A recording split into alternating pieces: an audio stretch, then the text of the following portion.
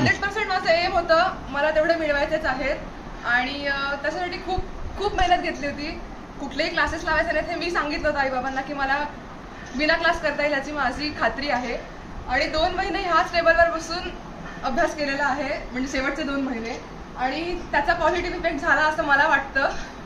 So marks म्हणजे 500 out of 500 marks मिळालेले आहेत. कसं काय? कसं काय म्हणजे माझ्या शिक्षकांनी खूप जास्त मदत केली मला. शाळेतल्याच सगळ्या शिक्षकांनी खूप मार्गदर्शन केलं. सगळ्या मायन्यूट चुका सुद्धा कशा आपण बदलल्या पाहिजेत, अक्षर कसं सुधारलं पाहिजे इथपासून सगळं त्यांनी सांगितलं.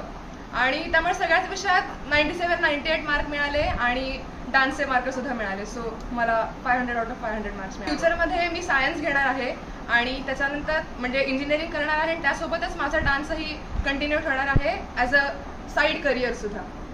सो ठाण्यातच शिक्षण घेणार आहे. का? कारण आपल्या भागात आपण शिक्षण घेतलं की त्याचं एक वेगळं आपला कम्फर्ट झोन असतो तो. त्यामुळे आपल्याच घरात राहून आपण अभ्यास करतो तेव्हा एक वेगळी जास्त पॉझिटिव्हिटी असते. त्यामुळे घरात सगळ्यांसोबत अभ्यास करणं जास्त चांगलं वाटतं. नमस्कार, मी वेद रुपेश तैले, सरस्वती पाचपाखाडी या शाळेत शिकतो.